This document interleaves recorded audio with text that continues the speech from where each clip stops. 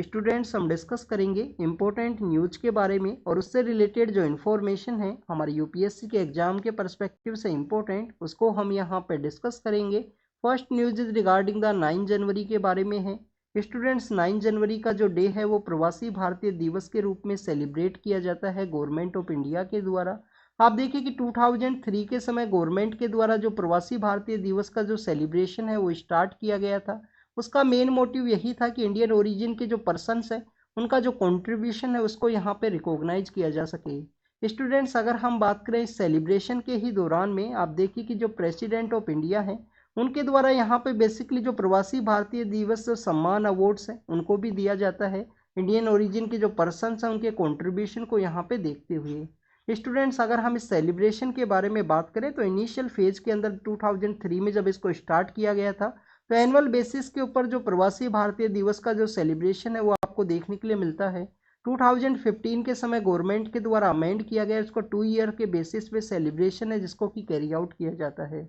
आप देखिए कि लास्ट टाइम 2023 के समय लास्ट ईयर इसका जो सेलिब्रेशन है उसको कैरी आउट किया गया था, तो आने वाला जो सेलिब्रेशन है 2025 के समय किया जाएगा प्रवासी भारतीय दिवस का।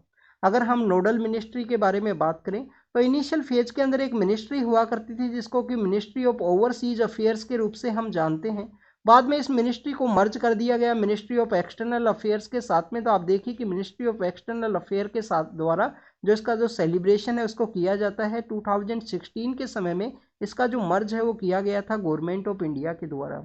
स्टूडेंट्स, अगर हम बात करें 9 जनवरी के डे के बारे में कि क्यों 9 जनवरी का जो दिन है उसी दिन प्रवासी भारतीय दिवस का जो सेलिब्रेशन है वो गवर्नमेंट के द्वारा किया जाता है, तो आपको इसका हिस्टोरिकल जो इन्फ्लुएंस है वो देखने के लिए मिलेगा। हमारे जो फ्रीडम स्ट्रगल के जो मेन हीरो हैं महात्मा गांधी, मोहनदास करमचंद गांधी, 1915 का वो दिन है, 9 जनवरी का ही दिन, उस दिन वो साउथ अफ्रीका से इंडिया के लिए वापस आए थे।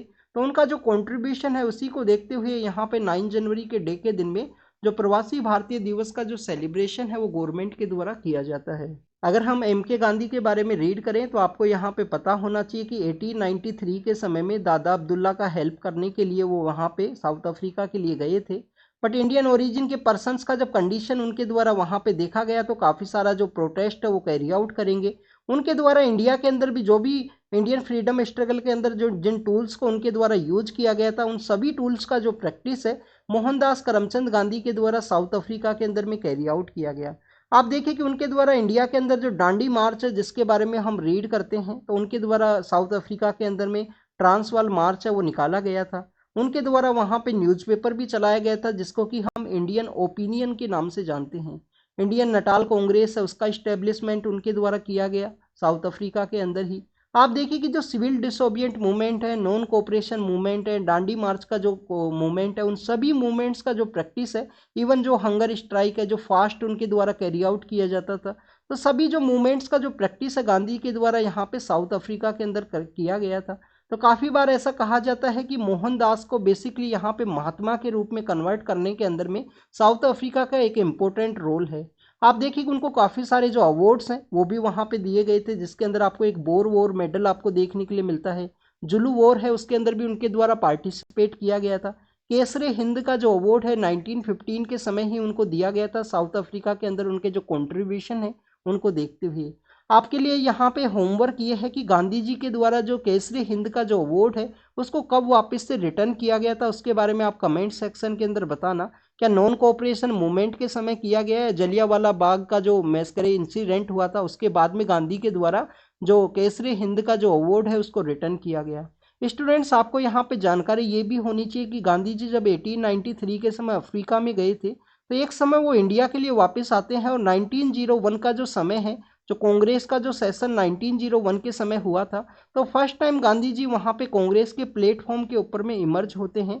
फर्स्ट टाइम कांग्रेस के जो प्लेटफॉर्म है उसके ऊपर उनका जो अपीयरेंस है वो आपको देखने के लिए मिलेगा। तो काफ़ी बार ये क्वेश्चन पूछ लिया जाता है कि गांधी फर्स्ट टाइम जो कांग्रेस का जो यहाँ पे प्लेटफॉर्म है उसके ऊपर कब फर्स्ट टाइम अपीयर हुए, तो आपको पता होना चाहिए कि 1901 के समय जब अफ्रीका में थे तो इंडिया के लिए वापस आते हैं उसी समय फर्स्ट टाइम वो यहाँ पे इंडियन नेशनल कांग्रेस के जो सेशन है उसके अंदर में देखे गए थे। आपको यहाँ पे इंडियन नेशनल कांग्रेस का 1901 का जो सेशन है उसके बारे में पता होना चाहिए। कहाँ पे ये ऑर्गेनाइज हुआ, कौन उसके प्रिसाइडिंग ऑफिसर थे। तो this is all the information related to the 9 जनवरी के बारे में है, प्रवासी भारतीय दिवस के बारे में हमने रीड किया। स्टूडेंट, जैसे कि यूपीएससी मेंस के अंदर एक बार क्वेश्चन पूछा गया था कि क्यों काफ़ी सारे जो बैटल्स हैं वो बेसिकली वहाँ पे पानीपत के रीजन के अंदर लड़े गए, तो आपसे ये ऐसा भी क्वेश्चन पूछा जा सकता है मेंस के अंदर में कि मोहनदास को महात्मा के रूप में जो कन्वर्ट करने में जो इम्पोर्टेंट रोल है उसके बारे में आप डिफाइन कीजिए, उसके बारे में आप एक्सप्लेन कीजिए। इसके अलावा आप देखिए कि 1893 का जो ईयर यहाँ पे बताया गया है, तो आपको इस ईयर के बारे में भी पता होना चाहिए। जो हमारे स्वामी विवेकानंद है, स्वामी विवेकानंद के द्वारा जो चिकागो के अंदर रिलीजियस पार्लियामेंट के अंदर जो स्पीच दिया गया था, इसी ईयर के समय दिया गया। हमारे जो लोकमान्य बाल गंगाधर तिलक है, उनके द्वारा जो बेसिकली जो शिवाजी फेस्टिवल का गणपति फेस्टिवल का जो सेलिब्रेशन स्टार्ट किया गया था वो इसी ईयर के समय में किया गया था, 1893 के समय में।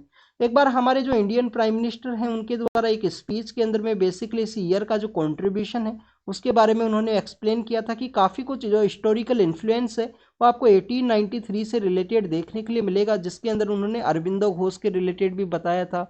हमारे जो विवेकानंद जब वहाँ पे जा रहे थे यूएस के लिए, तो उनका जो जीआरडी टाटा के साथ में जो बेसिकली जो डिस्कशन है उसका भी एक्सप्लेनेशन आपको देखने के लिए मिलता है कि कैसे उनके द्वारा जो साइंटिफिक टेम्पर है या साइंटिफिक इंस्टीट्यूशंस के इस्टेब्लिशमेंट के बारे में डिस्कस किया गया, जिसकी वजह से जो आईआईएससी जो बेंगलोर है उसका इस्टेब्लिशमेंट जीआरडी टाटा के द्वारा उस समय में किया गया था, ब्रिटिश इंडिया के समय में। नेक्स्ट अगर हम डिस्कस करें स्टूडेंट्स बिल्किस बानो केस के बारे में है, तो आप देखिए कि सुप्रीम कोर्ट के द्वारा जो बेसिकली गुजरात गवर्नमेंट के द्वारा रेमिशन का जो प्रोसेस दिया गया था, प्रीमेच्योरली उन पर्सन्स को रिलीज किया गया था, उनको यहाँ पे वापस से रिलीज के ऊपर जो स्टे है वो लगाया गया है सुप्रीम कोर्ट के द्वारा, रिलीज को कैंसिल कर दिया गया। बेसिकली कॉम्पिटेंट अथॉरिटी के परस्पेक्टिव से इसको कैंसिल किया गया है, क्योंकि यहाँ पे जो केस था जिसको 2004 के समय में जो सेंटर के द्वारा ट्रांसफर कर दिया गया था महाराष्ट्र के अंदर में, जब गुजरात के अंदर जो राइट्स हुए उसी समय में ऐसा जो इंसिडेंट है वो देखने के लिए मिला था। बिल्किस बानो बेसिकली एक लेडी हैं जिनके रिगार्डिंग में जो रेप का जो केस है वो किया गया, इन 11 पर्सनस यहाँ पे कन्विक्टेड हैं। इसके अलावा आप देखिए कि इनकी जो फैमिली मेम्बर्स हैं उनका भी मर्डर कर दिया गया था। बिल्किस बानो के जो फैमिली मेम्बर्स हैं, इनका जो 2 ईयर का एक स्मॉल बेबी है उसका भी वहाँ पे जो मर्डर है उसको भी मार दिया गया था इन 11 जो विक्टिम्स हैं उनके द्वारा, 11 जो कन्विक्ट्स हैं उनके द्वारा। अगर हम बात करें स्टूडेंट 2004 के समय गवर्नमेंट के द्वारा जो केस है उसको गुजरात से यहाँ पे महाराष्ट्र के लिए ट्रांसफर कर दिया गया था, और महाराष्ट्र की जो गवर्नमेंट है वहाँ पे जो बेसिकली नवी मुंबई का जो कोर्ट है उसके द्वारा इन पर्सनस को कन्विक्ट किया गया। अब इनका अगर हम रिलीज के बारे में डिस्कस करें तो आप देखिए कि 1992 का जो प्रिजन का जो पॉलिसी है उसके परस्पेक्टिव से इनको रिलीज किया गया। सीआरपीसी का एक सेक्शन है 432, उसके कुछ सब सेक्शन है, उसके अंदर में आपको देखने के लिए मिलता है सस्पेंशन एंड रेमिशन के जो प्रोसेस है उसी के रिगार्डिंग में। तो आप देखिए कि जो कॉम्पिटेंट अथॉरिटी है वो यहाँ पे महाराष्ट्र के पास में है, ना कि गुजरात के पास में, क्योंकि महाराष्ट्र का जो एरिया है वहाँ पे जो कोर्ट्स है उनके द्वारा इनको बेसिकली जो सजा है वो दिया गया था। हाँ, ये गुजरात की जो जेल है उसके अंदर में ये बंद है। तो यहाँ पे जो कम्प्लीटली जो अगर हम बात करें कि जो कॉम्पिटेंट अथॉरिटी है वो आपको महाराष्ट्र का जो गवर्नमेंट है वो देखने के लिए मिलेगी कि उन्हीं के द्वारा जो रेमिशन है उसको यहाँ पे कैरी आउट किया जा सकता है।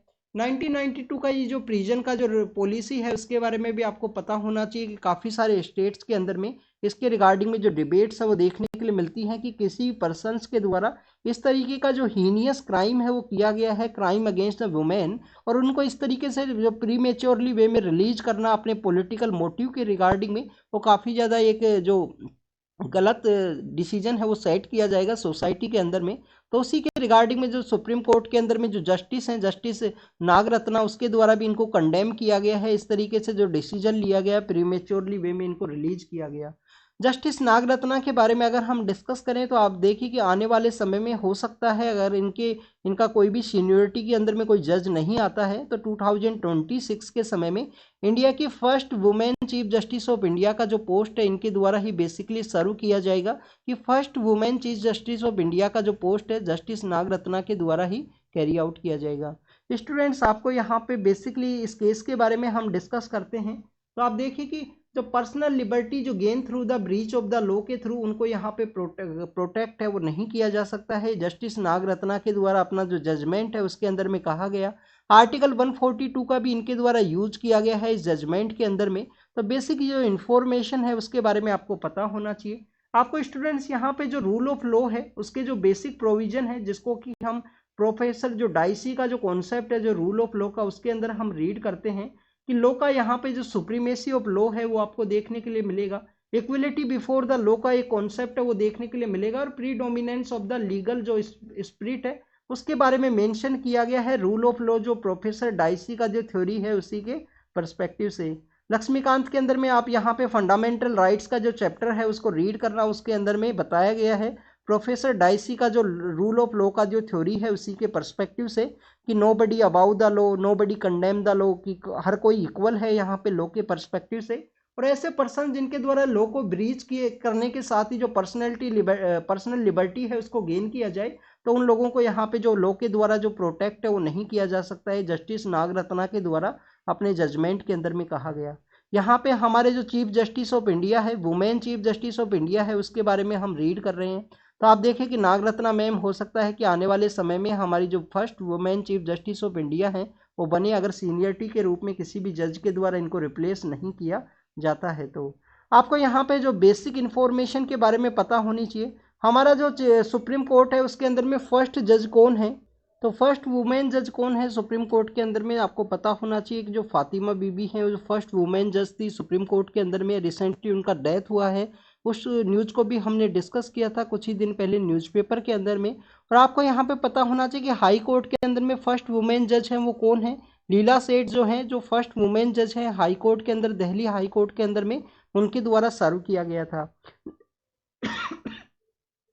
Sorry students. नेक्स्ट अगर हम बात करें इंडिया और मालदीव के पर्सपेक्टिव से जो भी कंट्रोवर्सी यहाँ पे क्रिएट हुआ उसके बारे में डिस्कस किया गया है। आप देखिए कि इजराइल जो एम्बेसी जो इंडिया के अंदर सिचुएटेड है उनके द्वारा भी एक ट्वीट किया गया था। उनके द्वारा बेसिकली इंडिया का जो मालदीव के पर्सपेक्टिव से जो लक्षद्वीप को इंडिया के द्वारा प्रमोट किया गया, जिसकी वजह से यहाँ पे कंट्रोवर्सी है वो क्रिएट हुई थी। इजराइल के द्वारा बेसिकली अपना जो सोशल मीडिया चैनल है वहाँ पे लक्षद्वीप के पर्सपेक्टिव से कुछ प्रोजेक्ट्स हैं उनके बारे में बताया गया, कैसे इजराइल गवर्नमेंट के द्वारा जो डिसैलिनेशन का जो प्रोजेक्ट है वहाँ पे चलाया गया है। तो उसके बारे में बेसिकली इजराइल एम्बेसी के द्वारा यहाँ पे जो कुछ पोस्ट है वो किया गया था, जिसकी वजह से कुछ कंट्रोवर्सी है वो क्रिएट हुआ। बेसिकली इंडियंस के द्वारा यहाँ पे कहा गया कि इजराइल के द्वारा हमेशा इंडिया का जो सपोर्ट है वो किया जाता है उसी के रिगार्डिंग में। तो इंडिया और मालदीव के बारे में जो बेसिक इन्फॉर्मेशन है उसको ऑलरेडी हमने डिस्कस किया है। 1988 का जो बेसिकली जो इंडिया के द्वारा जो मिशन है जो लॉन्च किया गया था, जिसको कि हम ऑपरेशन कैक्टस के रूप से जानते हैं, वहाँ पे जो कूप है उससे प्रोटेक्ट करने के रिगार्डिंग में। आप देखिए कि उसके बाद में गवर्नमेंट के द्वारा 2015 के समय जब वहाँ पे डिसैलिनेशन प्लांट का जो बेसिकली फेलियर हुआ था, उस समय में जो बेसिक असिस्टेंस है जो वाटर है वो इंडिया के द्वारा अवेलेबल करवाया गया था वहाँ पे मालदीव के अंदर में। नेक्स्ट अगर हम बात करें, आप देखिए कि समय समय पे इंडिया के द्वारा जो सिक्योरिटी के पर्सपेक्टिव से इंडिया का यहाँ पे एक इम्पोर्टेंट रीजन है, इंडियन ओशन रीजन के अंदर जो नेट सिक्योरिटी प्रोवाइडर का जो स्टेटस है उसके रिगार्डिंग में अब अपने जो यहाँ पे नाइबर कंट्रीज है उनको जो असिस्टेंस है वो प्रोवाइड किया जाता है इंडिया के ही पर्सपेक्टिव से।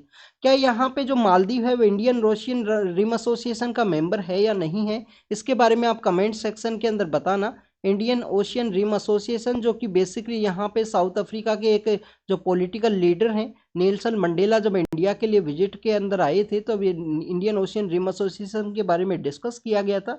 और 1997 के समय इसका जो इस्टेब्लिशमेंट है वो आपको देखने के लिए मिलता है इंडियन ओशियन रिम एसोसिएशन का, जिसका मेन मोटिव यही है कि जो अफ्रीका के जो कंट्रीज हो, यहाँ पे इंडियन ओशन रीजन के जो कंट्रीज हैं जो अपना एरिया शेयर करते हैं, उन सभी लोगों का एक ग्रुप हो जिसके थ्रू यहाँ पे नेट सिक्योरिटी प्रोवाइडर के पर्सपेक्टिव से इंडिया का जो डोमेन रोल है वो देखने के लिए मिलता है। स्टूडेंट्स, आपको यहाँ पे एक सागर इनिशिएटिव के बारे में भी पता होना चाहिए। Security and growth for all in the region के बारे में इंडियन पीएम के द्वारा ये इनिशिएटिव को लॉन्च किया गया था 2015-16 के समय में।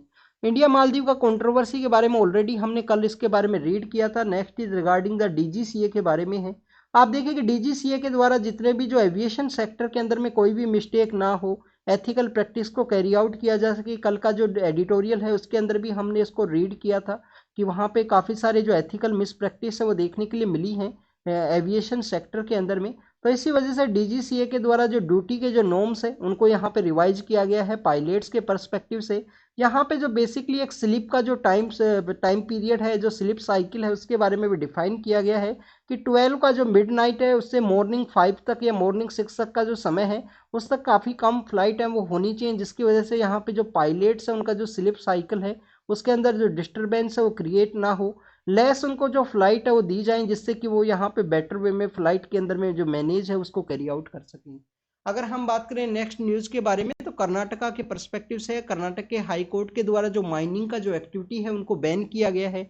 आप देखिए कि डैम सेफ्टी एक्ट है उसी के रिगार्डिंग में इस बैन है उसको कैरी आउट किया गया कर्नाटक के हाई कोर्ट के द्वारा। कहाँ पे इसको किया गया है, KRS जो रिजर्वोयर का जो एरिया है, या जिसको कि हम कृष्णा राजा सागर डैम के रूप से भी जानते हैं, मांड्या डिस्ट्रिक्ट के अंदर ये सिचुएटेड है कर्नाटक के अंदर में। तो आप देखिए कि डैम सेफ्टी एक्ट के अंडर में 20 किलोमीटर का जो एरिया है, 20 किलोमीटर का जो एरिया है उसके वहाँ पे माइनिंग की जो एक्टिविटी है उनको प्रोहिबिट किया गया है। अगर हम बात करें स्टूडेंट्स इस कृष्णा सागर रिजर्वोयर के बारे में, कृष्णा राजा सागर जो डैम रिजर्वोयर है उसके बारे में अगर हम डिस्कस करें, तो 1911 के समय इसका जो कंस्ट्रक्शन है वो स्टार्ट हुआ था। वहाँ पे आप देखिए कि कावेरी जो नदी है, कावेरी का जो बेसिकली जो ट्रिब्यूटरी है, हेमवती है, लक्ष्मण तीर्था है, उनका जो कन्फ्लुएंस रीजन है वो आपको देखने के लिए मिलेगा कृष्णा राजा सागर जो डैम का जो रिजर्वोयर का एरिया है वहाँ पे। तो इसी वजह से डैम सेफ्टी एक्ट के थ्रू जो 20 किलोमीटर्स का एरिया है वहाँ पे माइनिंग का जो एक्टिविटी है उनको प्रोहिबिट किया गया। उसी के परस्पेक्टिव से कर्नाटक हाई कोर्ट के द्वारा जो माइनिंग का जो एक्टिविटी है उनको बैन किया गया है near the Krishna Raja Sagar dam के परस्पेक्टिव से। यहाँ पे आपको वोडियार डायनेस्टी के बारे में भी पता होना चाहिए, जो मैसूर के रीजन से रूल किया करते थे। मिडिल पार्ट के अंदर में कुछ समय के लिए जो बेसिकली हैदर अली है, हैदर अली का जो बेटा है टीपू सुल्तान, वो पावर के अंदर में आएंगे। और आप देखें कि जब 1799 के समय में टीपू सुल्तान को मार दिया गया था श्रीरंगपट्टनम में ब्रिटिश अथॉरिटीज के द्वारा, तो उनके द्वारा वाडियार डायनेस्टी को फिर से यहाँ पे रिस्टोर किया गया था मैसूर का जो रीजन है उसी के अंदर में। तो वाडियार डायनेस्टी के राजा हुआ करते थे, किंग हुआ करते थे। कृष्णा राजा सागर डैम है उन्हीं के द्वारा स्टार्ट किया गया था 1911 के समय में। नेक्स्ट अगर हम बात करें रूल ऑफ लॉ के पर्सपेक्टिव से है, तो ट्रेडिशनल जो रूल ऑफ लॉ के पर्सपेक्टिव से जो भी डिसइल्यूजन का जो कॉन्सेप्ट है उसको यहाँ पे कर्ब करने का जो जरूरत है उसके बारे में डिफाइन किया गया है। तो बेसिकली आपको रूल ऑफ लॉ के फेज के बारे में पता होना चाहिए कि what is the rule of law. Rule of law basically वो प्रोसेस है जिसके द्वारा यहाँ पे राइट और रॉन्ग के मिडिल में यहाँ पे जो फेथ है उसको इस्टेब्लिश किया जाता है। राइट एंड रॉन्ग के परस्पेक्टिव से जो भी प्रोसेस है उसके रिगार्डिंग में जो फेथ है उसको इस्टेब्लिश किया जाएगा। रेस्पेक्ट टुवार्ड द फंडामेंटल जो नॉर्म्स है, फंडामेंटल जो लॉज हैं उनके रिगार्डिंग में जो रेस्पेक्ट है उसको इस्टेब्लिश किया जाएगा। और आप देखिए कि यहाँ पे कोई भी डेमोक्रेटिक मीन्स है उसका द्वारा आप यहाँ पे कोई भी रूल ऑफ लॉ के द्वारा कोई भी जो अनजस्ट प्रैक्टिस को कैरी आउट किया गया है या अनजस्ट लॉ का जो प्रैक्टिस है उसको ड्रैकोनियन मीन्स के थ्रू इम्प्लीमेंट किया गया है, तो उसको अपोज करना आपका मोरल रेस्पॉन्सिबिलिटी है, वो भी आपको देखने के लिए मिलता है। ये MK गांधी के द्वारा कहा गया। तो बेसिकली रूल ऑफ लॉ का क्या कॉन्सेप्ट है, यहाँ पे सुप्रीमेसी ऑफ लॉ है उसको इस्टेब्लिश किया जाए, लॉ का यहाँ पे सुप्रीमेसी हो, राइट और रॉन्ग के बीच में जो डिफ्रेंसिएशन है उसको कैरी आउट किया जा सके, यहाँ पे जो जस्टिस है उसको इम्प्लीमेंट किया जाए रूल ऑफ लॉ के द्वारा। और अगर कोई अनलॉ प्रैक्टिस है, कोई भी अनएथिकल प्रैक्टिस है जिसके थ्रू लॉ है उसको इम्प्लीमेंट किया गया, तो आपका मोरल रिस्पॉन्सिबिलिटी है कि उस कानून को बेसिकली आपके द्वारा अपोज किया जाए। अगर हम प्रेजेंट समय में भी बात करें तो आप देखिए कि फार्मर्स के द्वारा एक कानून लाया गया था जिसमें फार्मर्स के द्वारा उसको प्रोटेस्ट किया गया और गवर्नमेंट के द्वारा उस प्रोटेस्ट के थ्रू में कानून को वापस से लेना पड़ा। आप देखिए कि अभी कुछ दिन पहले ट्रक ड्राइवर्स का जो स्ट्राइक था जिसके अंदर भारतीय न्याय संहिता का एक प्रोविजन है उसके रिगार्डिंग में जो कन्फ्यूजन है वो क्रिएट हुआ, वहाँ पे भी basically ministry of home affairs के द्वारा कहा गया कि आफ्टर कंसल्टेशन के बाद में ही इस कानून को इम्प्लीमेंट किया जाएगा। तो आपका मोरल रेस्पॉन्सिबिलिटी है, कोई भी अनलॉ प्रैक्टिस है उसको कैरी आउट किया जाता है तो आप उसको अपोज कीजिए। स्टूडेंट्स यहाँ पे हम फार्मर्स मूवमेंट के बारे में एक पॉइंट को और डिस्कस करेंगे। आप देखिए कि फार्मर्स का जो मूवमेंट है 1 ईयर तक कंटिन्यूस कैरी आउट किया गया था दिल्ली के नियर बाई एरियाज के अंदर में। बट आपको एक और इन्फॉर्मेशन यहाँ पे ये होना चाहिए कि फार्मर्स का जो मूवमेंट है कंप्लीटली पीसफुल मूवमेंट है वो आपको देखने के लिए मिला। कोई भी वायलेंस का जो सिचुएशन है वो क्रिएट नहीं हुआ था, सिर्फ एकमात्र वायलेंस का सिचुएशन है तो 26 जनवरी के दिन में जो बेसिकली जो परेड के लिए अलाउ किया गया था दिल्ली के रीजन के अंदर में, जहाँ पे बेसिकली जो वायलेंस है वो देखने के लिए मिला। तो आप देखिए कि थ्रू आउट द मूवमेंट है जो पीसफुल मूवमेंट आपको देखने के लिए मिला। और गांधी जी का जो बेसिकली एक मोरल जो यहाँ पे लेसन हुआ करता था ड्यूरिंग द फ्रीडम स्ट्रगल के दौरान में भी, कि कोई भी मूवमेंट को अगर आप कैरी आउट करोगे, अगर आप उसको पीसफुल नहीं रख पाओगे, वायलेंट मूवमेंट होगा, तो पुलिस अथॉरिटीज़ के पास में एक यहाँ पे जो कारण है, एक बेसिकली एक रीजन है वो मिलता है जिसके थ्रू आपको जो पुलिस फोर्स के द्वारा उस मूवमेंट को बेसिकली सप्रेस कर दिया जाएगा। तो पीसफुली बेसिकली वो टूल है जिसके थ्रू यहाँ पे मूवमेंट को लॉन्ग टर्म के लिए रखा जा सकता है, लॉन्ग टर्म के लिए कैरी आउट किया जा सकता है। नेक्स्ट अगर हम बात करें रूल ऑफ लॉ का जो बेसिक प्रिंसिपल है उसके बारे में हमने रीड किया। यहाँ पे बेसिकली बताया गया है कि स्मार्ट गवर्नेंस के पर्सपेक्टिव से हमारी गवर्नमेंट के द्वारा काफ़ी सारे ऐसे पुराने कानून हैं जिनको कि बेसिकली यहाँ पे निकाला गया है, जो प्रेजेंट समय में आउटडेट हो चुके थे। जिसमें इनिशियल फेज के अंदर में आप देखिए कि हमारा जो ministry of commerce and industry है, ministry of commerce and industry का जो मिनिस्ट्री है उसके द्वारा देखिए कि जन विश्वास एक्ट 2023 को वहाँ पे पास किया गया था। जन जन विश्वास एक्ट 2023 को वहाँ पे पास किया गया। उसका मेन मोटिव क्या था कि हमारे यहाँ पे जो सेंटर के जो 42 लॉज है उनको बेसिकली चेंज करना है, जिसके अंदर इंडियन पोस्टल एक्ट भी है, रेलवे का भी एक्ट है 1898 का, सिनेमोग्राफी का भी जो एक्ट है उसको भी वहाँ पे रिप्लेस किया गया क्योंकि वो कानून है वो आउटडेट हो चुके थे। 2023 का ही लेटर फॉर्म में आप देखिए कि हमारे यहाँ पे जो क्रिमिनल लॉज हैं, हमारे यहाँ पे जो क्रिमिनल लॉज हैं उनको भी बेसिकली गवर्नमेंट के द्वारा रिप्लेस किया गया क्योंकि वो आपको ब्रिटिश एरा के समय के देखने के लिए मिलते हैं, जिसमें आईपीसी है, सीआरपीसी है, इंडियन एविडेंस एक्ट है, और उसको इंडियन प्रोविजन के अकॉर्डिंग या समय का जो डिमांड है उसके प्रोविजन में उसको इम्प्लीमेंट किया गया है प्रेजेंट समय में। नेक्स्ट अगर हम बात करें स्टूडेंट्स, यहाँ पे कुछ कंसर्न्स है वो भी रेज होते हैं रूल ऑफ लॉ का जो क्रेडिबिलिटी है उसी के रिगार्डिंग में। आप देखिए कि प्रेजेंट समय में जो बुलडोजर जो जस्टिस है वो देखने के लिए मिला है, लोगों को जो इंस्टेंट जस्टिस है वो देखने के लिए मिलता है, और उसको लोगों के द्वारा बेसिकली जो प्रेज भी किया गया है, जिसकी वजह से पुलिस का जो इन्वेस्टिगेशन है, जो स्लो प्रोसेस है जिसके थ्रू यहाँ पे कोई भी एरर है जिसको एग्जामिन किया जा सके। तो आप देखिए कि इस तरीके के कुछ कंसर्न्स हैं उनको भी रेज किया गया। इसके अलावा आप अभी हमने रिसेंटली कुछ दिन पहले कस्टोडियल डेथ के बारे में, कस्टोडियल ब्रूटल जो टॉर्चर्स है उनके बारे में रीड किया है, जैसे कि पुंछ का जो इंसिडेंट है जिसके कुछ सिविलियन पर्सन्स को वहाँ पे टारगेट किया गया और उनका जो डेथ है वो भी देखने के लिए मिला। तो ये जो कुछ कंसर्न्स है वो भी रेज करता है प्रेजेंट समय में लॉ है उसका क्रेडिबिलिटी की रिगार्डिंग में, जिसके अंदर मैं आपको जो इंस्टेंट जस्टिस का जो प्रोविजन है, जिसके अंदर जो पुलिस का जो इन्वेस्टिगेशन का एक प्रोसेस हुआ करता था उसको कम्प्लीटली यहाँ पे बाईपास कर दिया गया है इस एनकाउंटर्स के प्रोसेस के थ्रू या बुलडोजर जस्टिस के थ्रू में। और नेक्स्ट आप देखिए कि यहाँ पे जो ब्रूटल जो बेसिकली जो टॉर्चर है, जो कस्टोडियल टॉर्चर है, वो सब देखने के लिए मिले हैं। तो इन सभी को डील करते हुए गवर्नमेंट के द्वारा यहाँ पे बेसिकली जो इन्वेस्टिगेशन का जो प्रोसेस है, जो कानूनी जो प्रक्रिया का जो प्रोसेस है, उसी के थ्रू यहाँ पे जो जस्टिस का जो फॉर्म है उसको कैरी आउट करने का जगह है। क्योंकि आप देखिए कि इंस्टेंट जस्टिस के थ्रू हो सकता है कि आने वाले समय में पुलिस फोर्स के द्वारा आप पुलिस स्टेट के रूप में यहाँ पे मर्ज करते, इनिशिएशन है, अपनी जो जर्नी है उसको स्टार्ट करते हो, और हो सकता है कि जो पुलिस स्टेट के थ्रू यहाँ पे जब भी कोई स्टेट जाता है तो आप देखिए कि काफ़ी सारी जो इरेगुलर प्रैक्टिस है वो भी आपको देखने के लिए मिलती हैं। तो उसी के रिगार्डिंग में जो कंसर्न्स है वो रेज किए गए हैं। नेक्स्ट अगर हम बात करें हायर एजुकेशन के अंदर वैल्यूज एंड एथिक्स है उसके बारे में बात की गई। आप देखिए कि यहाँ पे यूजीसी के द्वारा रेगुलेशन, गाइडलाइन एंड डायरेक्शन के परस्पेक्टिव से मूल्य प्रवाह 2019 के समय स्टार्ट किया गया था, जिसको का सेकंड जो पॉइंट है या सेकंड जो वर्जन है उसको यहाँ पे रिसेंटली लॉन्च किया गया यूजीसी के द्वारा। तो यहाँ पे जो प्रोफेशनल एथिक्स है, ह्यूमन वैल्यूज है, उनके बारे में बात की गई है हायर एजुकेशन इंस्टीट्यूशंस के अंदर में। स्टूडेंट्स आपको यहाँ पे बेसिक इन्फॉर्मेशन है वो होनी चाहिए। हायर एजुकेशन इंस्टीट्यूशंस में प्रेजेंट समय में जो ट्रांसपेरेंसी है, अपॉइंटमेंट का जो प्रोसेस है उसके अंदर ट्रांसपेरेंसी होनी चाहिए। फेवरेटिज्म का जो कॉन्सेप्ट है उसको यहाँ पे रिड्यूस करने का ज़रूरत है। हायर एजुकेशन इंस्टीट्यूशंस में जो जीरो करप्शन का जो पॉलिसी है उसका इम्प्लीमेंटेशन का जो समय है वो आ चुका है, तो उसको इम्प्लीमेंट करना चाहिए। इसके अलावा आप देखिए कि यहाँ पे हायर एजुकेशन इंस्टीट्यूशंस का एक इम्पोर्टेंट रोल है हमारे कंट्री का जो वर्क फोर्स है उसको बेसिकली सेव करने के रिगार्डिंग में, कंट्री के जो यूथ है उसको सेव करने के परस्पेक्टिव से। तो उसी के बारे में यहाँ पे डिफाइन किया गया है कि जो मोरल वैल्यूज का जो कॉन्सेप्ट लाया गया है हायर एजुकेशन इंस्टीट्यूशंस में, जो मूल्य प्रवाह सेकंड जो वर्जन है उसके परस्पेक्टिव से यहाँ पे ह्यूमन वैल्यूज को प्रमोट किया जाएगा, प्रोफेशनल एथिक्स है उसको प्रमोट किया जाएगा हायर एजुकेशन इंस्टीट्यूशंस के अंदर में। नेक्स्ट अगर हम बात करें ईयू का जो बॉर्डर कार्बन टैक्स है, कार्बन बॉर्डर एडजस्टमेंट मैकेनिज्म है, उसके बारे में डिस्कस किया गया है। तो आप देखिए कि 2026 के समय इसको इम्प्लीमेंट किया जाएगा और उसका जो कुछ पार्ट है उसको इनिशियल फेज के अंदर में इम्प्लीमेंटेशन है वो स्टार्ट किया गया है। इंडिया का जो इंडस्ट्रीज है वो हो सकता है उसको आने वाले समय में इसके द्वारा इम्पैक्ट किया जाए।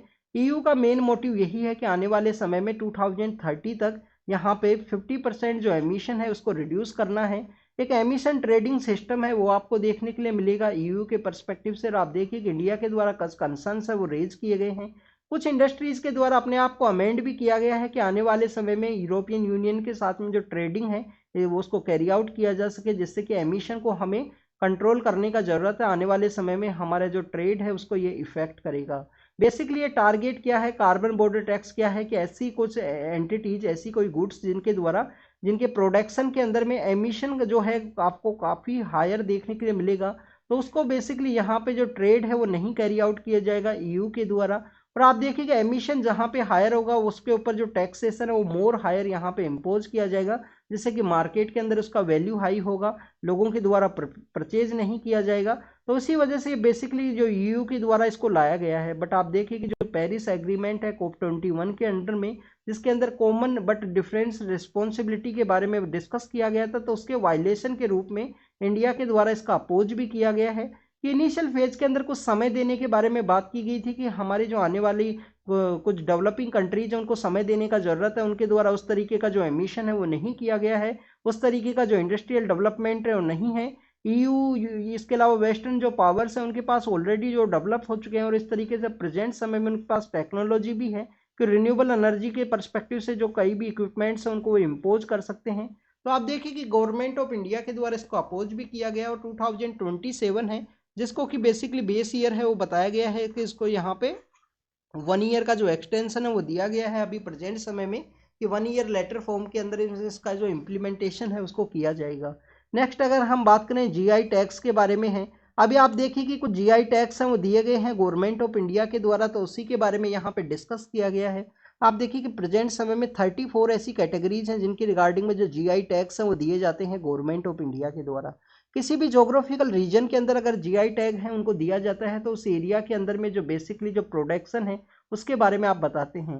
जैसे कि हम देखें कि जब भी हम नागपुर के बारे में रीड करते हैं तो आपको ऑरेंज का जो नाम है वो सामने आता है। नागपुर की जो संतरा है वो काफ़ी ज़्यादा फेमस है, जीआई टैग है उनको दिया गया है। जैसे कि बनारस का जो पान है वो काफ़ी सारे जो बॉलीवुड मूवीज़ के अंदर जो सॉन्ग है उसके अंदर भी यूज किया गया है बनारस के पान के बारे में। इसी तरीके से स्टूडेंट्स आपको पता होना चाहिए कि एग्रीकल्चर प्रोडक्ट्स के अलावा में और कोई दूसरे जो प्रोडक्ट्स हैं उनका जो रॉ मटेरियल है दूसरे एरिया से सप्लाई किया जाता है। जैसे कि हम सूरत की बेसिकली जो कांचीपुरम की जो साड़ी है उनके बारे में रीड करते हैं, पर उसका जो रॉ मटेरियल है वो कर्नाटक से वहाँ पे जो सिल्क है उसको सप्लाई किया जाता है।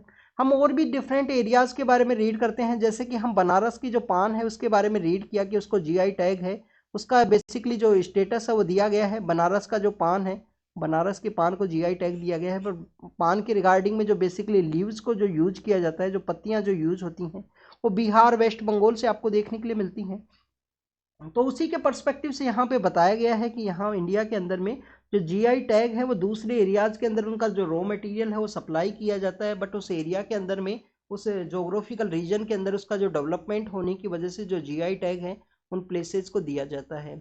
काफ़ी बार जो कन्फ्लिक्ट है वो भी आपको देखने के लिए मिलेगा, जैसे कि रसगुल्ला का एक जो जीआई टैग है उसके रिगार्डिंग में वेस्ट बंगाल और उड़ीसा का जो कन्फ्लिक्ट है वो देखने के लिए मिला था। तो this is all the process regarding the GI tag के बारे में है। आपको यहाँ पे हमारे जो इंडिया के जो स्टेट्स हैं जिसके अंदर highest number of GI tag हैं उनके बारे में आपको पता होना चाहिए। तो आप देखिए कि तमिलनाडु नाम का जो स्टेट है वहाँ पे हाईएस्ट नंबर के जो जीआई टैग्स हैं जो यहाँ पे प्रेजेंट समय में दिए गए हैं। आप देखिए कि ये सोरा पेंटिंग है उसके बारे में बताया गया है कि सोरा पेंटिंग का जो प्रैक्टिस है वो किया जाता है हमारे ईस्टर्न पार्ट ऑफ इंडिया के अंदर में, जिसको जीआई टैग का जो स्टेटस है वो भी दिया गया था। प्रेजेंट समय में यहाँ पे बेसिकली जो कोंड का जो सोल है, डोंगरिया कोंड का जो सोल है जो उड़ीसा के अंदर में, उसको जीआई टैग दिया गया। सुंदरबन का जो बेसिकली हनी है उसको भी यहाँ पे जीआई टैग का जो स्टेटस है वो दिया गया है, उसके बारे में यहाँ पे डिस्कस किया गया है। तो highest number of GI tag किसके अंदर है? तमिलनाडु के अंदर में। सेकंड नंबर के ऊपर कौन से स्टेट के अंदर है ये आप कमेंट सेक्शन के अंदर बताना, ये आपका होमवर्क है। इसी आर्टिकल के अंदर में यहाँ पे मेंशन किया गया है, तो आप रीड जरूर से करना। हो सकता है कि पेपर के अंदर इस तरीके से क्वेश्चन पूछ लिया जाए कि सेकंड नंबर पे जो फर्स्ट नंबर पे कौन सा स्टेट है, सेकंड नंबर पे कौन सा स्टेट है। 1-2 स्टेट के बारे में आपको जानकारी होनी चाहिए जीआई टैग के पर्सपेक्टिव से। स्टूडेंट, जीआई टैग का जो टेन्योर है वो कितने समय का है? 10 ईयर के लिए दिया जाता है। क्या इसको रिन्यू किया जा सकता है? तो स्टूडेंट्स इसको रिन्यू किया जा सकता है 10 ईयर का जो एक्सपायरी है उसके बाद में। नेक्स्ट अगर हम बात करें हिट एंड रन केस के बारे में है, तो आप देखिए कि हिट एंड रन के रिगार्डिंग में जो प्रोटेस्ट है वो देखने के लिए मिला, इसके बारे में ऑलरेडी हमने डिस्कस किया है। भारतीय न्याय संहिता का जो सेक्शन 106 है उसके रिगार्डिंग में यहाँ पे कुछ जो 7 लाख का बेसिकली जो कंपनसेशन है वो देने के बारे में बात की गई थी।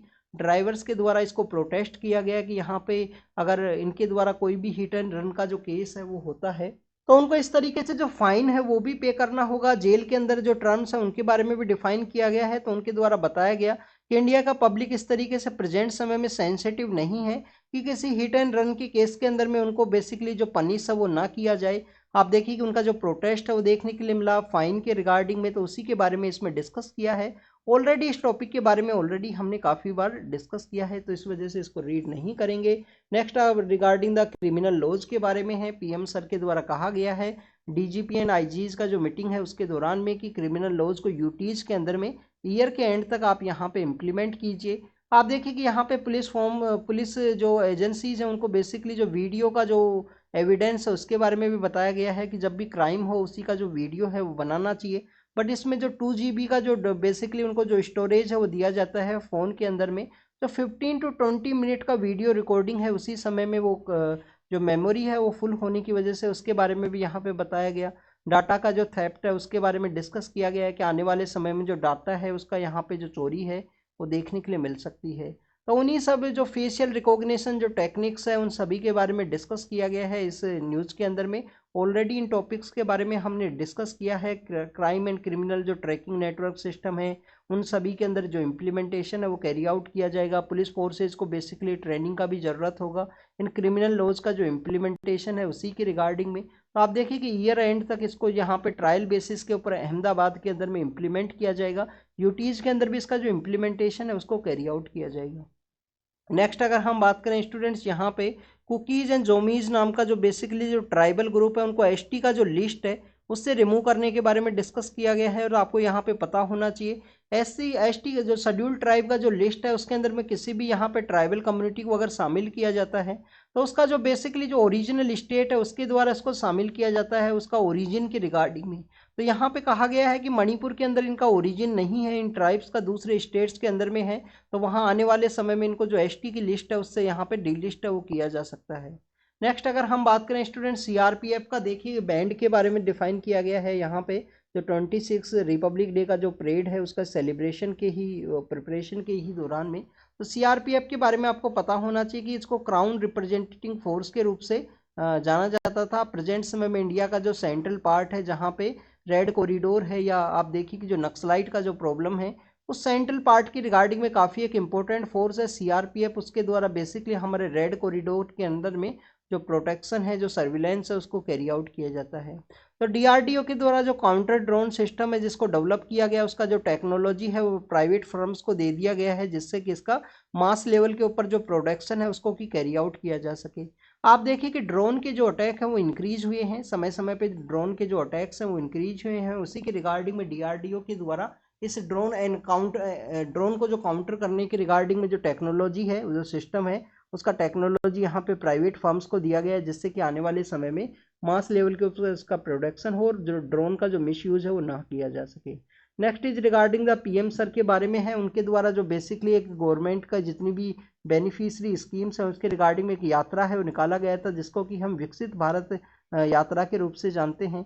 तो आप देखिए कि उसी यात्रा को बेसिकली एड्रेस करते हुए उनके द्वारा कहा गया कि बेनिफिशरीज को जो हेल्प है वो करने के रिगार्डिंग में काफ़ी इंपॉर्टेंट यात्रा है विकसित भारत यात्रा। उसको यहाँ पे लोगों तक जो बेनिफिशरीज जो हैं उनकी रिगार्डिंग में जो गवर्नमेंट की जो स्कीम्स है वो पहुँचाई गई हैं। Next is regarding the NCC के बारे में है। तो आपको पता होना चाहिए मिनिस्ट्री ऑफ डिफेंस के अंडर में है। तो इसकी जो मोर यहाँ पे जो कैडेट्स हैं उनको यहाँ पे आए हैं वो परेड के रिगार्डिंग में जो हमारा जम्मू एंड कश्मीर का जो रीजन है उसी के रिगार्डिंग में। उल्फा के बारे में है, यहाँ पे जो पीस एग्रीमेंट साइन हुआ था उल्फा और Assam government and central government का। तो आप देखिए उल्फा 1979 के समय में इंसर्जेंट ऑर्गेनाइजेशन है। आसाम अकॉर्ड के समय में ये यहाँ पे पीसफुल के ऑर्गेनाइजेशन के रूप में इस्टेब्लिश हुआ पर गवर्नमेंट के द्वारा इसको बैन किया गया था। अभी जो पीस अकॉर्ड है उसको साइन किया गया है। तो यहाँ पे एक ड्रोन अटैक के बारे में डिस्कस किया गया है। क्या गवर्नमेंट के द्वारा ड्रोन अटैक हुआ तो डिफेंस ऑफिशियल्स ने मना किया है कि उनके द्वारा कोई भी ड्रोन अटैक है उल्फा के जो एरियाज हैं वहाँ पे नहीं किया गया। Next is about the gift city के बारे में है। तो एक बार एक प्रीलिम्स के अंदर एक क्वेश्चन पूछ लिया गया था गिफ्ट सिटी के बारे में। 2016 का जो प्रीलिम्स है उसके अंदर में गुजरात के अंदर इन्वेस्टमेंट समिट होने वाली है, उसी के बारे में डिफाइन किया गया है यहाँ पे। सीजीआई सर के द्वारा कोलिजियम सिस्टम के बारे में कहा गया कि उनके कोलिजियम सिस्टम के अगेंस्ट में एक जो प्ली है उसको हियर किया जाएगा इन्हीं के द्वारा। आप देखिए कि 2015 के समय में सुप्रीम कोर्ट के द्वारा एनजेएसी का जो कॉन्सेप्ट है नेशनल जुडिशियल अपॉइंटमेंट कमीशन, जिसको कि हम 4th जज केस के रूप से भी जानते हैं, जिसको रिजेक्ट कर दिया गया था क्योंकि इंडिपेंडेंस ऑफ जुडिशरी को वो हार्म कर रहा था। उसके बाद में कोर्ट के द्वारा कहा गया था कि मेमोरेंडम ऑफ प्रोसीजर का जो कॉन्सेप्ट है उसको इम्प्लीमेंट किया जाएगा, बट उसको इम्प्लीमेंट नहीं किया गया है अभी तक। तो आने वाले समय में कोलिजियम के रिगार्डिंग में जो पेटिशन है उसको यहाँ पे सुना जाएगा सीजीआई सर के द्वारा। आप देखिए बांग्लादेश के अंदर इलेक्शंस हुए हैं और वहाँ पे जो पावर के अंदर आई है शेख हसीना मैम, तो उन्हीं को बेसिकली जो कॉन्ग्रेचुलेट मैसेज है वो इंडिया के द्वारा सेंड किया गया है कि इंडिया और बांग्लादेश का जो पीपल सेंट्रिक जो पार्टनरशिप है वो कंटिन्यूस यहाँ पे बनी रहे आने वाले समय में। जर्मनी के द्वारा जो सऊदी अरेबिया को जो प्लेन है जो यहाँ पे बेसिकली सेल करना था डिफेंस का जो जेट है, उसी के रिगार्डिंग में जो वीटो है उसको यहाँ पे लिफ्ट किया गया है। आप देखिए कि तहरीक तालिबान पाकिस्तान है उनके द्वारा कुछ अटैक है वो किया गया, उसके बारे में डिफाइन किया गया है पाकिस्तान के पर्सपेक्टिव से। इंडिया और म्यांमार का जो कन्फ्लिक्ट क्रिएट हुआ, वहाँ के जो हेड ऑफ द स्टेट है वो चाइना का विजिट के लिए गई हैं। फर्स्ट उनका ये विजिट है और यहाँ पे रसिया के पर्सपेक्टिव से है। एग्जाम के पर्सपेक्टिव से कोई इंपॉर्टेंट नहीं है। हजीबुल्ला नाम का जो एक इंसर्जेंट ऑर्गेनाइजेशन है उसके जो कमांडर हैं उनको इजराइल के द्वारा मार दिया गया है एक अटैक के अंदर में। और इसके अलावा आप देखिए कि यहाँ पे जो बांग्लादेश की जो पीएम है दोबारा से पावर के अंदर आई हैं आफ्टर द इलेक्शन प्रोसेस के बारे में, उनके द्वारा कहा गया है कि फ्री एंड फेयर वे में जो इलेक्शन है वो कंडक्ट हुए। जो लार्जेस्ट अपोजिशन पार्टी है बीएनपी, उनके द्वारा इलेक्शन के अंदर में पार्टिसिपेट नहीं किया गया था। अल जजीरा के एक जर्नलिस्ट है उनका डेथ हुआ है। इजराइल को बेसिकली यहाँ पे कंडेम किया गया है कि उन्हीं के द्वारा जर्नलिस्ट है उसके ऊपर में अटैक किया गया। पोप फ्रांसिस के द्वारा कहा गया कि यहाँ पे जो सरोगेसी का जो प्रैक्टिस है उसको बैन करने का जरूरत है। आप देखिए कि सरोगेसी इंडिया के अंदर अगर हम बात करें तो एल्ट्रिस्टिक सरोगेसी है जो नियर बाई क्लोज वंस के द्वारा जिसको कैरी आउट किया जाएगा विदाउट फाइनेंशियल सपोर्ट के।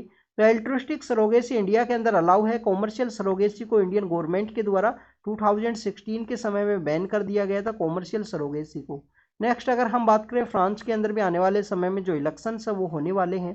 काफ़ी सारी कंट्रीज के अंदर प्रेजेंट समय में इलेक्शंस होने वाले हैं, तो उसके बारे में ऑलरेडी काफ़ी बार न्यूज़ के अंदर देखने के लिए मिलता है। तो this is all the information related to today's newspaper. आप इसको रीड कीजिए, रिवाइज कीजिए, जो भी इंपॉर्टेंट इन्फॉर्मेशन आपको मिले उसको नोट डाउन जरूर से कीजिए। Thank you students, thank you very much.